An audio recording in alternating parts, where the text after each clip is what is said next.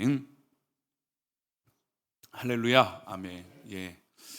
저는 오늘 새벽 예배 마치고 위에서 집이 아파트가 구축이고 또 그래서 그런지 더 더워서 에어컨을 좀 돌려도 한도 끝도 없고 그래서 이제 새벽 예배 마치고 고시원에서 이렇게 취침을 잠을 잠깐 잤습니다. 근데 교회 밀린 일들을 좀 하고 고시원 일들을 하는데 오늘 이 문 바깥에 나간 게 한 5분도 안 된 것 같아요.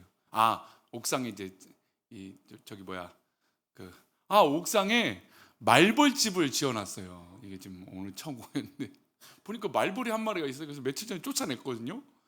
근데 또 그놈이 또 와 있는 거예요. 그래서 희한하다. 이게 왜 자꾸 들어올까 했더니 창틀에 말벌집을 지어놓은 거죠. 와, 깜짝 놀랐습니다. 근데 다행히 저는 그것을 먼저 발견한 게 아니라 벌을 먼저 발견해서 벌을 이렇게 쫓아내고 그리고 봤더니 이제 말벌집이 있었어요. 얘네들도 더우니까 시원한 공간을 찾나 봐요. 그래갖고 이 말벌집이 있어서 그걸 떼내고 치우고 이제 그 옥상에 있는 이제 꽃들도 이 물을 매일 주는데도 하나는 말라 죽고 했어요. 그 시간을 제하고는 한 5분도 바깥에 안 나가는 것 같아요. 날씨가 너무 더운데 우리 성도들 이 더운 날씨에 사실 뭐 짜증도 날 수도 있고 여러 가지 어려움도 있지만 정말 강건하시고 그리고 혼자 계시는 분들이 있어요. 그죠? 우리 교회에 또 혼자서 이렇게 살고 계시는 분들 이제 조금 서로 좀 돌아보고 안부도 물어보시고 너무 좀 더우면 괜찮은지 좀 그런 안부도 좀 물어서 우리가 서로 좀 이렇게 건강을 챙겼으면 좋겠습니다. 아셨죠? 그래서 이 무더운 여름 저도 지금 계속 걱정되는 분들이 있어요. 더위를 드시거나 이 온열 증세가 발생되면 굉장히 위험할 수도 있어서 걱정됩니다. 우리 함께 이때 기도하셨으면 좋겠습니다. 또 무엇보다 지난주 이렇게 주일을 보내고 우리 이강성 권사님 아버님 소천하셔서 장례를 다녀오고 또 주일에 광고를 하겠지만 우리 천사원 올라가는 길에 이제 길을 작업도 하고 또 이렇게 김 목사님하고 땀을 뻘뻘 흘리면서 일을 했습니다. 그리고 장례를 돕는데 여러 가지 마음이 있지만 또 우리 장례 가운데 치렀던 우리 이강성 권사님과 그의 가족들 유족들에게 하나님의 위로가 있기를 축원합니다. 하여튼 이렇게 하루하루 살아가는 게 하나님의 은혜이고 또 하나님의 돌보심이 있는 우리 모두가 되기를 소망합니다. 미국의 어느 주에서 해마다 어떤 대회가 있냐면 옥수수 경연대회가 있었습니다. 사실 뭐 우리 소위 말하는 스위트 콘 해갖고 이 깡통 캔에 담겨 있는 옥수수, 걔네들이 원래 이렇게 막 달게 되어 있는 게 아니라 옥수수 자체가 그렇게 단 거래요. 첨가물이 거의 있지 않는 건데도 그냥 먹으면 우리가 소위 말하는 스위트 콘이라고 할 정도로 달죠. 그러니까 우리나라는 좀 이렇게 담백하고 좀 그런 게 있는데 어쨌든 미국에 워낙 옥수수가 유명해서 그 옥수수로 매년 대회를 누가 더 맛있는 옥수수를 만드냐 이 대회가 있었다는 거예요. 근데 보니까 한 4, 5년 전부터 매번 우승하는 사람이 또 그 해에 우승을 한다는 거예요. 그래서 사람들이 의아했죠. 이게 심판을 매수한 건지 어떻게 수년 동안 계속 1등의 자리를 놓치지 않을까. 그래서 이 농부를 이제 찾아서 취재하게 되었습니다. 그래서 그 농부는 자신이 개발한 최고의 품종의 옥수수를 씨앗이 있겠죠. 옥수수 알을 가지고 어떻게 하느냐면 주변의 농부들에게 나눠준다는 거예요. 그래서 그걸 취재했던 기자가 무슨 얘기냐, 왜 그렇게 좋은 품종을 옆에 사람들, 옆에 농장에 뿌리느냐, 당신 것만 이렇게 잘 커도 모자를 파네. 그랬더니 그 농부가 하는 말이 그런 얘기였어요. 이 꽃이든 이 좋은 영향을 이 주변에서부터 받아야 내게 더 좋아진다는 거예요. 그러니까 내 것만 좋아지고 옆에 게 좀 옥수수가 상태가 별로 안 좋고 이러면 뭐 옥수수 알갱이가 또 떨어져 올 수도 있잖아요. 근데 그 나쁜 게 영향을 줄 수 있다는 거예요. 그래서 자기가 개발하고 자기가 이끌게 만들었던 이 옥수수를 최선을 다해서 그 모종들을 옆에다가 보내준다는 거예요. 그럼 그 사람들도 다 심겠죠? 그러면 자기 중심으로 옆에가 어떻게 될까요? 다 좋은 옥수수들이 생긴다는 거예요. 그러면 내게 또 어떻게 되느냐? 더 좋아진다는 거예요. 그 원리로 계속해서 주변에 자기가 좋았던 모종들을 이 옥수수를 나눠주고 심도록 유도했다는 겁니다. 그래서 자기가 최고의 옥수수를 계속 키웠다는 거죠. 여러분, 우리가 살다 보면 한 번을 내다보는 건, 내 눈앞에 내다보는 건 고수군은 아니겠죠. 고수는 매수를 내다보는 거죠. 그렇죠. 내 눈 앞에만 보이는 것은 그것을 따라서 살아가는 사람은 수준이 뭐 고수라고 말할 수는 없을 겁니다. 근데 고수는 예를 들어 뭐 바둑을 두더라도 한 수, 두 수, 열 수, 그다음에 이 판의 전체적인 그림을 그린다는 거죠. 그래서 이게 어떻게 나아갈지, 물론 지금은 AI 시대라 뭐 바둑도 뭐 우리나라 뭐 전 세계 지금 신진서라고 하는 이 바둑 기사가 랭킹 1위인데 AI에다가 두 집 반, 그러니까 보통 우리 성도님 아시겠지만 알을 몇 개를 더 미리 놔두면 유리하잖아요. 그걸 두 개나 세 개를 더 놔두고 시작한다는 거예요. 그러니까 이제 AI가 엄청 이제 뭐 뛰어난 거죠. 근데 그 사람도 그렇게 훈련하는데 AI가 왜 이렇게 놀랍냐면 이전과는 인간이 두지 않았던 놀라운 판을 가지고 이 게임을 이끌어 간다는 거예요. 그래서 내가 이렇게 뒀을 때는 이런 반응이 있고 이런 계획이 있고 자기가 이렇게 주도적으로 사람과 할 때는 딱딱 끌고 갈 수 있는데 AI는 어떻게 해야 될지 모르는 거죠. 그런 시대입니다 합니다만 어쨌든 바둑이라는 건 전체적인 판세를 가지고 나아가는 거죠. 그 사람들을 우리는 뭐라고 하냐면 고단수라고 말하는 거죠. 단수가 높으니까 그렇게 할 수 있는 거죠. 만약에 우연찮게 우리 급으로 따지면 뭐 7급, 8급 뭐 이런 정도 이제 뭐 입문한 수준이 단을 갖고 있는 사람에게 덤비면 이길 수 있을까요? 없을까요? 못 이기죠. 왜냐하면 몇 단을 몇 수를 앞에 두고 바라보고 있으니 전혀 뭐 이길 방법이 없을 겁니다. 소규모의 전투는 이길 수 있어요. 그렇죠? 소규모의 전투는 이길 수 있죠. 몇 개는 따먹을 수도 있을 거예요. 하지만 전체적인 전쟁은 이길 수 있습니까? 없습니까? 전쟁은 못 이기죠. 소규모는 따먹을 수 있는 수준은 될 수 있지만 전체로 못 이겨요. 왜냐하면 고수는 몇 수를 내다보기 때문에 그런 거죠. 아까 예화로 말씀드렸던 그 옥수수 농부는 몇 수를 내다본 거예요. 아, 내가 내 것만 생각하면 그냥 이렇게만 잘 될 수 있지만 이게 지속되기는 어렵다. 그러면 지속되려면 어떻게 되느냐? 옆에 있는 주변도 잘 돼야 된다. 그래서 이 장사의 논리 중에 하나가 유명한 거리를 만들려고 하는 논리가 있잖아요. 그래서 내가 만약에 뭐 감자탕 집을 한다 해보겠습니다. 갑자기 또 밥을 먹었는데도 배고프죠. 더운데 이 감자탕은 웬 말이냐? 아니, 뭐 냉면도 있고 뭐 이렇게 하겠습니다만 갑자기 떠오른 게 감자탕이에요. 제가 요즘 최근에 감자탕을 너무 먹고 싶은데 누구 때문에 먹질 못하고 있어갖고 지금 하여튼 그렇습니다. 하여튼 감자탕 집이 있어요. 근데 유명해졌어요. 그런데 어느 집이 나도 감자탕 할게 하고 그 옆에다 딱 차린 거예요. 근데 한 수를 내다보는 사람은 왜 내 옆에다가 내 손님을 빼앗아 가느냐 이렇게 되는 거죠. 근데 고단수의 이 사업가에 있는 걸 아신 분들은 여기에 장사가 잘 되고 옆집도 잘 되면 그 거리는 무슨 거리가 돼요? 감자탕 거리가 되는 거죠. 그래서 한 집, 두 집 더 늘어나면 엄청 많은 거죠. 놀랍게도 용인에 가면, 용인시장 가면 그 순댓국밥집이 그렇게 많습니다. 근데 한두 개일까요? 작업한 지 50개가 넘어요. 50개가. 순댓국밥만 하는 데가 50개가 넘어요. 근데도 그 장사하는 데가 그 곳이 몇 년이 됐을까요? 다 30년 이상 된 거예요. 그러니까 그 용인시장 가면 순댓국밥으로 유명한 거예요, 그냥. 그러니까 사람들이 어느 집만, 물론 제일 유명한 집도 있고 맛집도 있겠죠. 근데 그 파생된 옆집으로 가도 맛이 있습니까? 없습니까? 맛이 있다라는 거예요. 그래서 그 거리를 더 활성화시키는 거죠. 그래서 사람들이 그런 거죠. 수원에 가면 뭐가 유명해요? 왕갈비 유명하죠. 뭐 우리나라에서 최고로 장사 잘 되는 그 왕갈비집은 저는 안 가봤지만 거기 갔더니 건물이 사거리에 5개인가 6개가 있다면서요. 왕갈비로. 그러니까 그 사람을 아예 자체로 확장을 시킨 거죠. 고단수가 되는 겁니다. 매수를 더 내다보는 거죠. 이렇게만 하면 될까 한 게 아니라 함께 하는 것을 내다보니까 거기가 거리가 되고 유명해지니까 훨씬 더 장사가 잘 된다는 거죠. 그러니까 사람의 시선이라는 게, 판단이라는 게 내 것만 보고 내 앞에 것만 보면 옳은 것 같지만 멀리 내다보고 크게 내다보고 아주 그냥 화창한 숲으로 보면 훨씬 더 많은 유익과 기쁨과 또 멀리 내다볼 수 있는 어떤 그런 능력과 은혜가 있을 수 있다는 거죠. 우리 지난 금요일 시간에 요나 이야기를 잠시 하다 마쳤습니다. 요나가 하나님께서 니느웨로 가라. 그래서 그것을 하나님 심판하신다.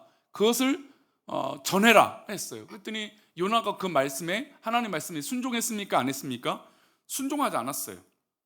왜 순종하지 않았습니까? 요나가 왜 순종하지 않았죠? 보이는 판단들이 있었잖아요. 니느웨는 자신의 나라예요? 무슨 나라예요? 원수의 나라잖아요. 우리를 괴롭게 하는 나라잖아요. 강대국이고 힘으로 짓누르잖아요. 여러분, 힘으로 짓누른다는 게 얼마나 괴로운 일입니까? 그렇죠? 그러니까 그 억울함과 힘든 것들이 있으니까 대적하는 나라인 거예요. 우리 어른 세대만 해도 일본 하면 뭐 그냥 싫잖아요. 근데 요즘은 20, 30대, 10대 조사를 했더니 얼마 전에 일본 하면 여행 가기 좋은 나라, 싼 나라래요. 심지어 우리 어른들 세대는 일본이 싼 나라가 아니었잖아요. 가기도 어렵고 힘들었는데 지금은 뭐 이 원화 가치도 차이도 많이 나고 우리나라가 그 정도로 또 일본을 앞선 부분도 상당히 많고, 근데 일본을 뭐 지금은 좋아한다, 뭐 여행 가기 좋은 나라, 뭐 이렇게 생각들을 또 많이 한다고 하더라고요. 세대가 많이 차이 났어요. 근데 마치 지금 이 요나 입장에서는 우리가 어려움을 겪었던 그 일제 강압에 있었던 압제의 시대에 살았던 그 기분과 똑같은 거죠. 그러니 니느웨에 가서 하나님 말씀 전한다는 게 쉽습니까? 어렵습니까? 어렵죠. 내가 판단할 땐 가기 싫은 곳이죠. 그래서 하나님 말씀을 말씀이라고 알고 있지만 도저히 하고 싶지 않은 거예요. 왜냐하면 자기 의로움의 판단이 있을 수 있죠. 난 도대체 하나님 말씀의 뜻도 있지만 내가 그곳에 가서 복음을 전한다? 아, 이거 너무 힘든 일이야. 난 그들을 상종하고 싶지도 않아. 그들과 대화하고 싶지도 않아. 그들에게 하나님 말씀? 야, 그들은 어떻게 하면 망했으면 좋겠어. 그런 마음이 들지 않겠습니까? 그 판단이 뭐 그렇게 잘못됐을까요? 근데 문제는 요나의 판단은 딱 앞만 보는 판단이었다는 거예요. 하나님의 계획은 그들의 짐승들조차도 구원하시려고 하는 하나님의 놀라운 계획이 있으셨다는 거죠. 근데 요나는 그걸 볼 수 있습니까? 없습니까? 보지 못하는 거예요. 내 앞에 있는 것만 이득을 얻고 내가 옳다라고 하는 것만 성취하면 되니까. 그래서 니느웨로 가지 않고 다시스로 가는 배로 타게 됩니다. 그리고 어디에 빠지게 되죠? 하나님께서 뭘 준비하시죠? 거대한 물고기를 준비하셔서 이 요나를 물고기 뱃속에 3일 동안 가두게 되십니다. 그리고 그가 고백하죠. 아, 내가 지금 이 지옥 같은 곳에 살고 있구나. 내가 하나님 말씀을 따르지 않았구나. 하나님의 계획을 알지 못했구나. 어쨌든 우리의 신앙의 삶이, 우리가 믿음의 삶이 우리보다 고단수는 누구일까요? 하나님이시죠. 우리가 뭐 단으로 따질 수 없는 놀라운 이 능력과 힘이 있는, 그리고 전지전능하신 분이 우리 하나님의 계획인 거죠. 그러니까 우리가 지금은 알 수 없고 바라볼 수 없고 이해할 수는 없지만 하나님의 뜻이라고 순종한다면 여러분, 그 길은 내 초단, 내 이 저단의 수준이 아니라 고단의 수준으로 길을 걸어갈 수 있다는 겁니다. 우리 이제 그 이야기를 지금 이 바울 사도가 복음을 전파하는 그 입장에서 이야기를 나눴던 거고, 오늘 이어서 이야기를 나누고자 합니다. 하나님의 계획과 뜻을 믿기에 우리 주변에 복음을 알지 못하는 고통받는 주변의 사람들을 향해서 우리가 복음을 전하는 거예요. 그럼 우리가 알 때는, 우리가 처음으로 느낄 땐 이 복음을 전하는 게 쉽습니까? 어렵습니까? 어렵죠. 전하기가 어려워요. 그리고 요즘 뭐 교회를 워낙 싫어하는 어떤 그런 것도 있으니까 교회 다니세요, 뭐 예수 믿으세요, 이런 말을 하기가 쉽지 않아요. 하지만 하나님의 놀라운 계획과 뜻을 믿기에 우리가 그 발걸음을 내딜 때 누구의 도움을 받을 수 있습니까? 하나님의 도우심을 받을 수 있다는 거예요. 자, 그러면 이 이야기를 우리가 이제 전체적으로 제가 했던, 우리 금요일날 저랑 나눴던 이 하나님의 인도하심과 비교한다면, 우리 귀한 성도님들 하나님의 인도하심을 받고 싶으십니까? 안 받고 싶으십니까? 하나님의 인도하심을 받고 싶어 하죠. 아멘. 그러면 하나님의 뜻대로 살아가면 되는 거예요. 근데 하나님 뜻대로 살아가면 되는데 우리가 그렇게 돼요, 안 돼요? 안 되죠. 내 눈앞에 있는 즐거움, 내 눈앞에 보이는 그게 옳은다, 옳다라고 하는 여기는 그것만 쫓아서 살아가니 하나님의 인도하심을 못 누린다라는 거예요. 근데 성경의 역사들을 보면 많은 믿음의 사람들이 결정적인 그 순간에 하나님의 뜻을 구했다라는 거예요. 그리고 그 구한 그 뜻을 믿고 순종했다라는 것이죠. 그리고 열매를 맺게 되는 거예요. 그러면 우리의 삶을 접목해서 본다면 우리가 그 결정적인 순간에 내가 옳다라고 하는 내 판단을 내려놓고, 내가 보이는 내가 옳다라고 여기는 것들을 내려놓고 하나님 기하신 뜻을 믿고 기도하고 응답받으면 누구 뜻대로 살면 돼요? 하나님 뜻대로 살면 됩니다. 근데 왜 안 될까요? 오늘 구체적으로 이제 바울사도 얘기했지만 오늘은 이제 아브라함의 이야기를 또 해보고 싶습니다. 아브라함이 하나님의 부르심을 따라서 너의 고향 땅을 떠나서 하나님 명령하신 그 땅으로 가라, 가나안 땅으로 가라고 그 말씀을 듣습니다. 아브라함이 지체하지 않고 하나님 말씀에 순종해요. 평생을 살아왔던 그 고향 땅을 떠나와요. 여러분, 만약에 여러분들에게 지금 있는 곳을 떠나라, 우리는 할 얘기가 있죠. 하나님, 우리는 돈이 없어서 떠날 수가 없습니다. 아파트 값이 없어서.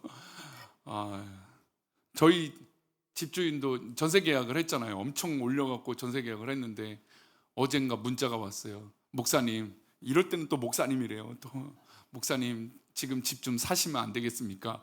그러면서 하는 말이, 지난번 계약할 때도 교회가 돈이 있으면 목사님 집부터 해줘야 되는 거 아닌가요? 그 얘기는 또 어디서 들었는지 그 얘기를 저한테 하는 거예요. 그래서 듣다가 교회가 다 있어서 해주는 교회는 몇 교회 없습니다. 다 그냥 되는 대로 형편대로 하는 거고 뭐 그렇게 사는 거죠. 그런데 또 어젠가 문자가 왔어요. 뭐 집 갖고 있는 세제 개편들이 된다면서요. 그러면서 자기는 집이 여러 채가 있는데 이게 좀 팔라고 하니까 판매가 돼요, 안 돼요? 또 판매는 안 돼요. 그러니까 막 전세 월세를 올리는 방법밖에 없는 거죠. 세금을 내야 되니까. 이게 지금 뭐 여러 가지 악순환이 지금 계속돼서 그렇게 하지만, 근데 그래도 집을 사야 되는 거예요. 여러분 보고, 자, 하나님 보여주지도 않는데 돈도 없는데 자, 떠나라 하면 떠날 수 있습니까? 사실 어렵죠. 떠난다는 건 쉬운 일은 아니에요. 지금 있는 곳을 떠난다? 너무너무 어려운 일이죠. 근데 아브라함은 놀랍게도 하나님 떠나라고 하는 말씀에 순종을 했어요. 너무 귀한 일이죠. 그리고 이제 이 조카를 데리고 왔기 때문에 조카와 살 이 지역들을 나누었어야 돼요. 근데 보니까 한쪽은, 성경에 보니까, 오늘 말씀 다시 한번 읽어볼까요? 10절 말씀을 다시 한번 보여주세요. 함께 읽겠습니다. 이에 롯이 눈을 들어 요단 지역을 바라본즉 소알까지 온 땅에 물이 넉넉하니 여호와께서 소돔과 고모라를 멸하시기 전이었으므로 여호와의 동산 같고 애굽 땅과 같았더라. 이에 눈을 들어 봤어요. 조카가 눈을 들어 봤더니 그 요단 지역, 그러니까 이 요단강을 가까이 봤을 때 요단 지역을 바라보니까 이 소알까지 온 땅이 뭐가 넘쳐요? 물이 넘쳐요. 여러분, 그 당시에 물이라는 건 돈과 같은 거죠. 물이 있어야 가축을 키울 수 있고, 물이 있어야 살 수 있고, 물이 있어야 뭐 어떤 일을 할 수 있는 거잖아요. 근데 그게 그 땅을 보니까 뭐가 넉넉해요? 물이 넉넉한. 이거 말 그대로 돈이 넉넉하다는 얘기랑 똑같은 얘기죠. 그 조카 롯이 보니까 물이 넉넉해요. 게다가 소돔과 고모라를 하나님 멸망시키기 전에 보니까 어떤 동산 같았어요? 여호와의 동산, 에덴 동산 같은 거예요. 그리고 애굽에 그 당시에 가장 부강한 나라인 애굽의 땅과 같을 정도로 거대한 이 지역이 바로 요단 이쪽 지역이었어요. 소돔과 고모라 성 지역이었던 거죠. 그 조카 롯이 그것을 봤습니다. 근데 아브라함은 조카에게 그 선택을 합니다. 선택을 하라고 해요. 네가 좌하면 나는 우할 것이고 네가 우하면 나는 좌할 것이다. 그래서 그 얘기 듣자마자 이 눈치가 있는 조카인지 어떤지 모르겠지만 눈에 보이는 좋은 대로 선택을 하죠. 좋은 조건이 분명합니다. 물이 넉넉하고요. 여러분, 여기서 만약에 성도님들에게 선택하라고 한다면 어떤 거 선택하겠어요? 가나안 땅은 이 반대인 거겠죠. 그렇죠? 눈을 다 봤을 거 아니에요. 뭐 한쪽만 본 게 아닐 거겠죠, 롯이. 근데 한쪽 봤더니 가나안 땅은 그렇게 물도 많아 보이지도 않고 뭐 이렇게 풍성해 보이지도 않아요. 근데 요단 쪽에 이 소돔과 고모라 쪽을 보니까 물도 많고, 와, 이 에덴 동산 같이 풍성한 거예요. 여러분 어디에 가서 사시겠습니까? 근데 이 질문을, 이런 얘기하면 좀 와닿아요. 이제 도시에 사는 사람들을 보고 갑자기 내일 시골 가서 살라고 하면 살겠습니까? 여러분, 사실 수 있겠어요? 시골 가면 좋잖아요. 저도 시골 가면 좋거든요. 근데 만약에 당장 저에게 내일 가서 사십시오, 집도 주고 다 하겠습니다. 집을 준다? 그럼 한 번쯤 생각해 볼까요? 집을 준다? 그럼 한 번쯤 생각해 보겠지만, 어쨌든 집도 주고 뭐도 준다. 요즘 뭐 지방자치에서 하잖아요. 집도 빌려주고 이 지원금도 주고 정착금도 주겠다 하잖아요. 시골로 와라. 봤더니 집도 괜찮고 조건도 괜찮아요. 근데 여러분, 막상 진짜 가라면 갈 수 있습니까? 어려워요. 그 인프라와 지금 여기 있는 도시에서 누리고 있는 이것들이 우리가 쉽게 놓칠 수 있는 부분들이 아니고, 또 이 도시의 삶이 우리가 익숙해졌기 때문에 이 편리함을 우리가 놓치기가 쉽지 않다는 거죠. 그래서 우리가 다 알아요. 치열하게 서울에서 사는 것보다 좀 이렇게 지방에 가서 사는 것도 나쁘지 않고 한다 하지만 당장에 또 뭐가 문제예요? 병원도 문제예요. 시골에 가면 병원을 한번 가려면 이게 또 쉽지가 않아요. 그렇잖아요. 그러니까 여러 조건들이 이 도시에서 누리는 그 인프라와 이런 의사들도 다 도시에 있으려고 하는데, 그러니까 뭐 다들 도시 하는 거겠죠. 근데 만약에 시골을 선택해서 가라, 여러분 지금 그 질문을 받고 있는 거예요. 그걸 조카가 봤더니 당연히 어디를 선택해요? 도시를 선택하죠. 눈에 보이는 좋은 것을 선택하죠. 당연히 그러지 않겠습니까? 그런데 이 선택에 아브라함도 봤을까요, 안 봤을까요? 이게 이제 중요한 거예요. 아브라함은 봤을까요, 안 봤을까요? 소돔과 고모라를 몰랐을까요? 물이 많은 걸 몰랐을까요? 아브라함도 알고 있죠. 당연히 우리도 알죠. 여러분들이 뭐 우리가 지식이 없어서 몰라요? 우리도 다 알잖아요. 근데 왜 그 선택을 양보했을까요? 왜 아브라함은 조카에게 그 모든 것들을 먼저 하라면 나는 반대로 하겠다라고 했을까요? 아브라함에게 몇 가지 이유를 좀 찾아볼 수가 있어요. 첫 번째, 한번 따라할까요? 축복의 근원이 땅이 아니다. 아브라함에게 뭐가 확신이 있었냐면 자신이 고향 땅을 떠났을 때 그것도 땅이었잖아요. 그렇죠? 고향 땅이니까. 고향 땅을 떠났을 때 하나님께서 명령하신 그 땅, 그러니까 땅이 우선이 아니라 누구의 말이 우선인 거예요? 하나님의 말씀이 우선이었다는 거예요. 그러니까 자신이 고향 땅을 떠난 것이고 지금도 땅을 선택하는 입장에서 이 땅에 보이는 이 기준이 아니라 하나님 말씀이 우선이었기 때문에 하나님의 축복은 땅이 아니라 하나님의 말씀이라고 고백했던 것이죠. 목축업을 하는 그에게 물이 넉넉한 소돔 땅은 완벽한 투자처일 수도 있었을 겁니다. 더 빠르게 정착할 수 있고 더 빠르게 성공할 수도 있었을 겁니다. 수완이 좋잖아요. 아브라함이 수완도 좋은데 그 능력으로 했다면 얼마나 더 빨리 부흥하고 번성할 수 있지 않았겠습니까? 조건이란 걸 따져보겠습니다. 애국과 같이 화려했어요. 그럼 얼마나 매료될 만한 땅 아니겠습니까?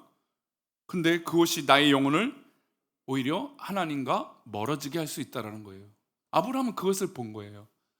저렇게 축복되고 에덴 동산 같고 애굽 땅과 같이 화려한 땅인데 그곳에서 하나님과 멀어질 수 있었다는 거예요. 그러니 그것은 좋은 땅이 아니라 저주의 땅이 돼버리는 것이죠. 우리의 시선이 그것이 축복의 땅처럼 보이지만 하나님께서 기뻐하시지 않으면 그것은 저주의 땅이 되는 것이죠. 그래서 아브라함은 조카에게, 근데 물론 이거를 또 한 번 더 생각할 수 있어요. 그러면 왜 아브라함은 이 조카가 선택한 걸 제약의 길이라고 하는 곳에 왜 그랬을까? 근데 그거는 사실 이제 이거를 따지기 위해서는 이 땅 안에서 자꾸 다툼이 있으니까 다툼이 없기 위해서 조카에게 모든 우선권을 준 거죠. 물론 그가 그 소돔과 고모라가 멸망할 거라고 미리 예측한 건 아니니까. 이후에 하나님께서 이 땅을 멸망시킬 거다 아브라함에게 말씀해 주시고 그곳에 조카가 있으니까 그것을 위해서 기도하게 하시는 과정은 그 이유니까. 그렇죠? 그러니까 그냥 좋은 뜻대로 선택하게 만든 거죠. 물론 결과론적인 제 이야기이긴 하지만 하나님께서 인도하실 것을 믿기 때문에 그 인간적인 기준은 아브라함에게 중요합니까? 안 중요합니까? 전혀 중요하지 않았어요. 하나님이 함께 하시는 곳이 축복의 땅이지 인간의 기준으로 번성한 것이 축복의 땅이 아니라는 것입니다. 당장의 유익을 줄 것 같고 좋은 조건이 있는 것처럼 보이지만 하나님이 함께 하시는 것이 훨씬 더 중요했다는 겁니다. 이것을 우리는 뭐라고 했냐면 한번 따라할까요? 영적인 눈. 바로 영안이에요. 영안. 조카 롯은 그 번성한 땅을 봤습니다. 좋은 것을 봤습니다. 물이 넘치는 걸 봤습니다. 소돔과 고모라 땅은 에덴 동산 같았습니다. 좋아요. 하지만 영적인 영안을 갖고 있었던 아브라함은 그것을 축복의 땅으로 그냥 인간적으로 생각하지 않았다는 거예요. 만약에 그랬으면 조카 롯에게 먼저 선택권을 주지 않았겠죠. 하나님의 인도하심을 믿었기 때문에 그 선택조차도 아브라함에겐 중요하지 않았다라는 겁니다. 그럼 두 번째, 아브라함은 왜 또 조카에게 이런 선택권을 양보했을까요? 눈에 보이는 환경보다 하나님과 약속을 신뢰했다라는 거예요. 한번 따라볼까요? 하나님의 약속을 신뢰했다. 아브라함은 하나님 약속을 신뢰했어요. 내 인생의 생사화복은 땅의 비옥함에 달려있는 것이 아니라 나를 부르신 하나님께 달려있다라고 하는 거대한 믿음이 있었다는 겁니다. 그래서 롯은 눈을 들어 물이 넉넉한 여호와의 동산 같은 것을 보았지만 아브라함은 보이지 않는 하나님의 약속을 붙잡았습니다. 당장 눈앞의 이익보다 하나님이 지시하시는 곳이, 그곳에 머무는 곳이 더 축복이라는 겁니다. 실제로 가나안 땅이 더 가까운 쪽은 이미 이 소돔과 고모라가 아니라, 물론 뭐 그 모든 전체 지역을 가나안 땅이라고 큰 틀에서 말할 수 있지만 예루살렘과 이쪽으로 더 가까운 쪽이 훨씬 더 가나안 땅으로 하나님께서 바라보신 지역이라고 할 수 있겠죠. 그러니까 아브라함은 하나님이 약속하신 땅 그 전체의 느낌을 알고 있었다는 겁니다. 그리고 하나님이 지시하시는 곳에 머무는 것이 진짜 축복이라는 것을 알았다는 것이죠. 또 마지막으로 왜 아브라함은 이 조카에게 그 선택권을 주고 그렇게 받아들였을까요? 물질적인 이익보다 화평한 관계를 우선했다는 거예요. 한번 따라할까요? 화평과 관계. 예, 왜냐하면 조카와 자꾸 이 하인들과 싸움이 나니까, 불협화음이 있으니까, 그래서 땅을 나누자 한 거잖아요. 그러면 그 땅을 나누자고 제안했을 때 만약에 아브라함이 좋은 것, 그러니까 조카가 봤을 때 조카의 기준으로 좋은 것을 삼촌이 먼저 선택하면 이 싸움은 끝이 날까요, 안 날까요? 끝이 안 나죠. 계속 아마 싸웠을 겁니다. 왜요? 삼촌은 자기가 가지라고 해놓고 나는 이렇게 안 좋은 땅을 주고 자기는 저렇게 좋은 땅을 가져? 그러면 아마 계속해서 배가 아프고 아마 계속해서 싸움을 걸고 비밀을 가졌을 거예요.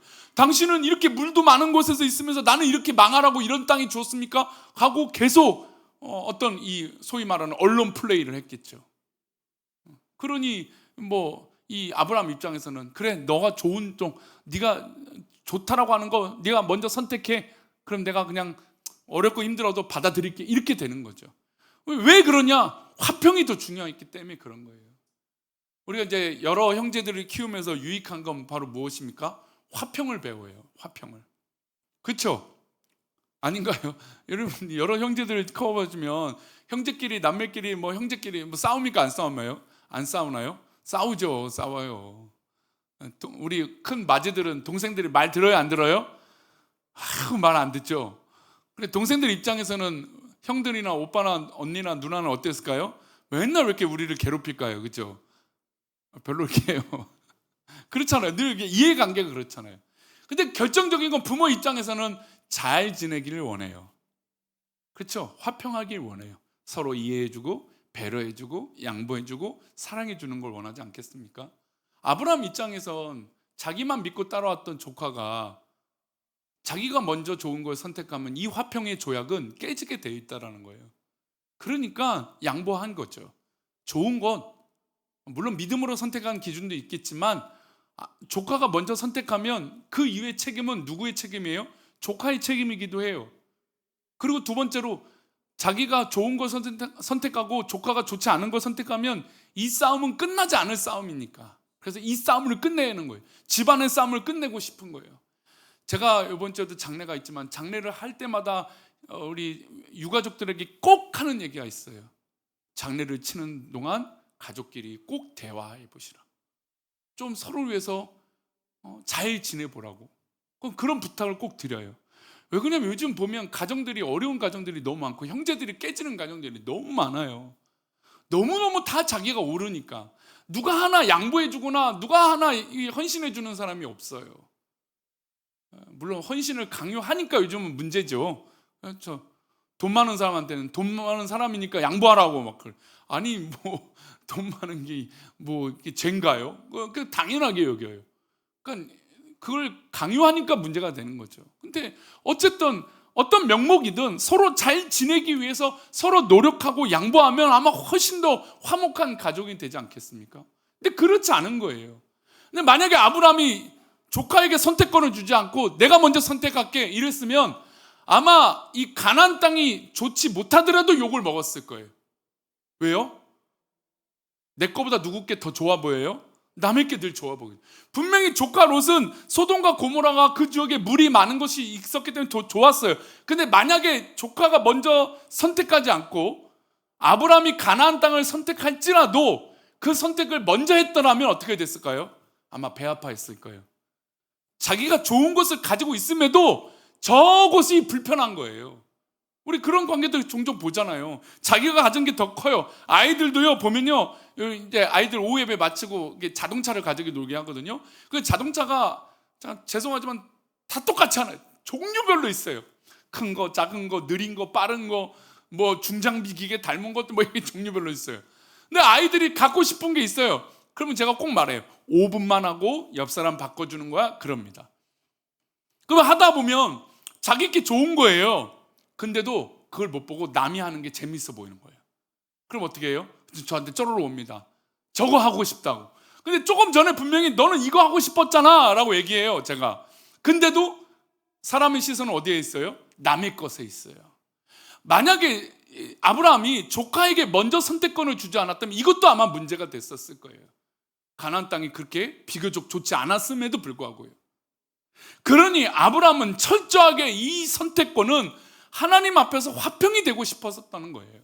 저는 우리 교회에 서로를 위해서 배려하고 선택하는 것들이 이런 사랑이 있었으면 좋겠어요. 그냥 단순히 양보하는 게 아니라 우리의 관계가 화평이 있고 이 관계가 하나님 앞에 아름답기 위해서 이 결정적인 순간에 이 모든 것들이 화평으로 이루어지기 위해서 양보하자는 거잖아요. 배려하자는 거죠. 여러분, 그 사랑을 어디서 알 수 있습니까? 아브라함이 결국에 하나님께서 소돔과 고모라를 멸망시키시겠다 했는데 아브라함이 감히 하나님 앞에 하나님 그곳에서 의인이 있으면 멸망시키지 마십시오 라고 제안을 합니다. 여러분, 가만히 이 질문을 들여다보면 이게 왜 얼마나 웃긴 이야기냐면 하나님이 의인을 몰라서 그것을 멸망시키려고 하셨을까요? 생각해 보십시오. 하나님이 그곳을 멸망시키려고 계획하셨을 때 하나님이 그곳에 의인이 있다 없다를 모르셨을까요? 아셨겠죠?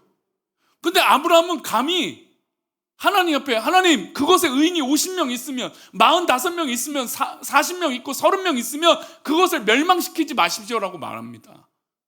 그리고 마지막에 가장 적은 10명까지 얘기해요. 10명은 과연 누굴까요? 결국에 조카의 가족들을 말하는 거죠. 그들은 의인이 되지 못했어요. 그럼에도 불구하고 하나님은 누구의 기도를 들어주세요? 아브라함의 기도를 들으시는 거예요. 그러니까 아브라함은 처음부터 끝까지 조카를 정말 사랑했던 거예요. 그러니까 그렇게 기도하고 그렇게 배려했던 거죠. 그러니 그것을 양보할 수 있는 거예요. 우리 한국 사회랑 지금 우리 시대가 악해진 것을 보면 이것이 뼈저리 느껴져요. 그렇지 않습니까? 자기 입장과 자기의 배불림과 자기의 성공만을 위해서 남들이 배려해주고 이해해주는 건 너무너무 당연하게 여기는 거예요. 근데 아브라함은 그 모든 것을 뛰어넘어 사랑으로 양보해줬던 것이죠. 재산을 더 얻기 위해서 가족과 다투거나 하나님의 영광을 가리는 것보다 내가 손을 보더라도 내가 약간은 잃어버리더라도 평화를 지키고 이해를 하는 것이 훨씬 더 유익하다는 걸 아브라함이 알았다는 겁니다. 그러면 이것을 다시 하나님의 뜻으로 맞춰본다면 하나님께서는 깨지고 상하고 어려운 것을 기뻐하실 거예요? 아니면 하나 되고 이해하고 사랑으로 화평을 이루는 것을 더 좋아하실까요? 당연히 하나님은 하나 되고 화평을 이루는 걸 훨씬 좋아하시지 않겠습니까? 그러니 아브라함이 지금 조카에게 그 선택권을 주는 건 하나님이 기뻐하실 선택이라는 겁니다. 그러니 아브라함이 양보할 수 있었던 것이죠. 예전에도 얼마 전에도 이야기를 드렸지만 짐 엘리엇 선교사가 있습니다. 근데 이 사람의 배경을 보면 더 놀라운 게 1950년대 미국 힐튼에서 졸업을 하는데 이 사람이 졸업할 때 성적이 어떤 성적이었는지 아십니까? 전체 1등이었어요. 짐 엘리엇이 졸업할 때 전체 1등이니까 사람들이 막 인터뷰를 했겠죠. 그리고 학교 교내 신문에도 인터뷰가 나옵니다. 그래서 사람들이 대부분 어느 이 사업에 취업을 하겠습니까? 어느 앞으로 계속 공부를 하겠습니까? 어떤 이 역할을 하겠습니까? 이런 질문들을 수도 없이 하게 됩니다. 워낙 뛰어난 청년이었으니까. 그래서 다들 이 사람은 승승장구할 거라고 여겼던 거죠. 근데 그 사람이 그 인터뷰 가운데 자기가 뭐라고 얘기했냐면 자기가 이렇게 공부하고 열심히 했던 건 하나님의 은혜로 했던 것이고 그리고 내가 앞으로 해야 될 건 평안한 목회가 아니라 선교지를 향하여 걸어가는 길입니다 라고 인터뷰를 해요. 그리고 그렇게 그 길을 걸어가죠. 그리고 사람들이 다 이해되지 않았어요. 수석으로 졸업하면 모든 사람이 데려가려고 스카우트하려고 막 줄을 섰을 텐데 아니 선교사를 간다니. 물론 그 당시 미국에 선교사를 많이 파송할 때이지만 아니 수속이면 다른 걸 해갖고 더 많은 영향력을 나타내면 좋을 텐데, 사람들의 생각은 그거보다 더 좋은 방법들이 있을 텐데 왜 선교를 가는지, 그것도 왜 오지로 가는지 이해하지 못했습니다. 그리고 그가 어느 지역으로 가게 됩니까? 에콰도르로 가게 됩니다. 식인 부족이에요 실제로. 근데 가자마자 어떻게 됩니까? 순교하게 돼요. 여러분, 많은 사람들 볼 때 이 사람의 죽음은 너무 비참한 죽음이고 이해되지 않은 죽음이에요. 많은 사람들이 세상의 논리로 생각한다면 그렇게 하지 않는 것이 훨씬 더 이득이 되는 거죠. 그렇죠? 수석이 왜 굳이 그렇게 해요? 다른 영향력을 가지고 그렇게 해도 되는데. 그런데 이 부르심은 하나님 앞에 있기 때문에 나의 생각과 세상의 기준이 중요한 것이 아니라 하나님의 부르심이 중요했다라는 거예요. 자기가 공부한 것도 그러니까. 근데 진짜 완벽한 손해, 세상의 기준으로 볼 때는 완벽한 손해를 겪게 됩니다. 그리고 사람들이 볼 때 어리석은 선택이라고 여겼던 거예요. 왜요? 그 젊은 나이에 그렇게 순교했고 죽었으니까. 사람들은 이 얼마나 불필요한 낭비라고 생각을 했어요. 왜 낭비를 하느냐? 여러분, 교회마다, 우리 성도들마다, 기도마다 우리 아이들을 위해서 기도한다고 해요. 미래를 위해서 기도한다고 해요.